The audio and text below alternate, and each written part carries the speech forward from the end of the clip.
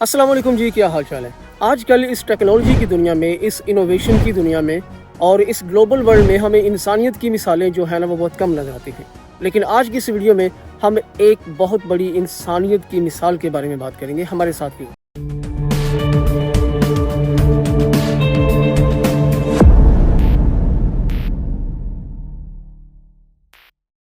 तो हम बचपन से ये हदीस सुनते आए हैं कि मुसलमान मुसलमान का भाई है और मुसलमान जो है वो मुसीबत में मुसलमान के काम आता है और इंसान जो है वो मुश्किल में इंसानियत के जो है ना वो काम आता है। अब इस इनोवेशन की दुनिया में, जैसा मैंने बोला, तरक्की याफ्ता वर्ल्ड में या ग्लोबल वर्ल्ड में हम बात करें तो फ़लस्तीन एक वो मुल्क बन गया है जिसकी कोई भी मुल्क जो है ना वो मदद नहीं कर रहा। जैसे कि समझ लें कि अरबों ने उनसे जो है वो फ़लस्तीन से मुंह मोड़ लिया, पाकिस्तानियों ने फ़लस्तीन से मुंह मोड़ लिया, इंडिया के मुसलमानों ने फ़लस्तीन से मुंह मोड़ लिया, हत्ता कि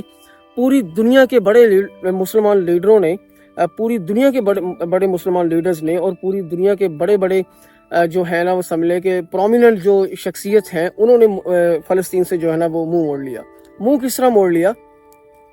कि फ़लस्तीन अब वो मुल्क बन गया है जहाँ पे बच्चे भूख की वजह से मरना शुरू हो गए हैं। पहले उन पे जो बमबारी होती रही है, अब तक भी जो होती रही है, तो वो उस तरह की जो है वो बमबारी से मरते थे, जो उन पे बम गिराए जाते थे, जो उसकी वजह से वो मरते थे। वहाँ पे मुख्तलिफ जहाज़ों के ज़रिए जो धमाके किए जाते थे उनसे लोग मरते थे। लेकिन अब तक की जो सिचुएशन है वो ये हो गई है कि फ़लस्तीन के अंदर जो है ना वो लोग भूख की वजह से, बच्चे भूख की वजह से मर रहे हैं। भूख की वजह से बच्चों के जिस्मों से या जो बड़े हैं उनके जिस्मों से गोश्त इस हद तक कम हो गया है कि उनकी हड्डियां जो है ना वो बिल्कुल वाज़े जिस्म के ऊपर से नजर आना शुरू हो गई है।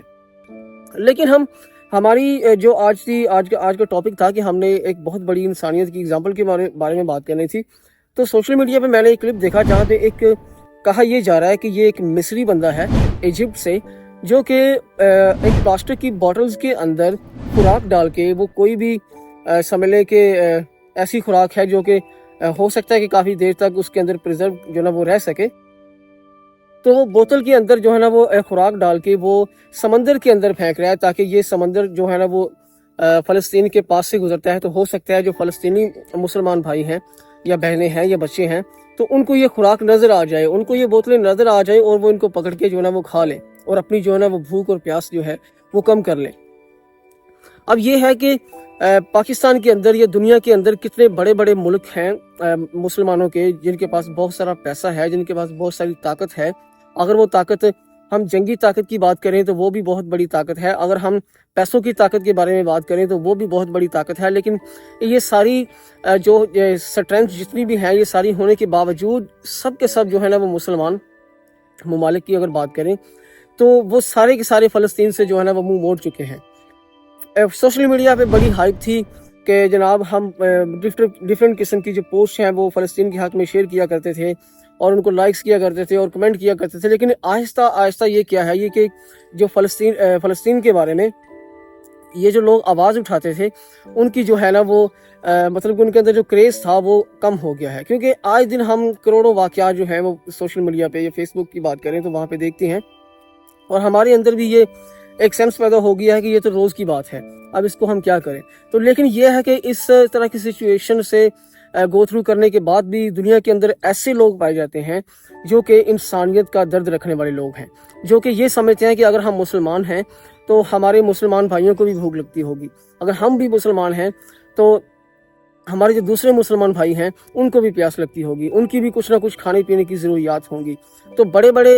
ये जो वाक़या है, ये जो सोशल मीडिया पे जो मैंने देखा, आपको भी कोशिश करूँगा कि दिखाऊं कि जिसमें बंदा पानी के अंदर खुराक की बोतलें फेंक रहा है। तो ये हर मुसलमान हर मुसलमान अमीर मुल्क जो है, मैं उनकी बात करूँ या गरीब ममालिक की बात करूँ, तो उन सब के जो पॉलिटिकल लीडर्स हैं, उन सब के जो प्राइम लीडर हैं, उनकी हम बात करूँ तो ये उनके मुंह पे समझ लें कि तमाचा है। और एक तमाचा वो होता है जो हाथ से मारा जाता है, लेकिन मैं ये समझता हूँ कि ये जो तमाचा है ये पाँव से पड़ने वाले तमाचा है। क्योंकि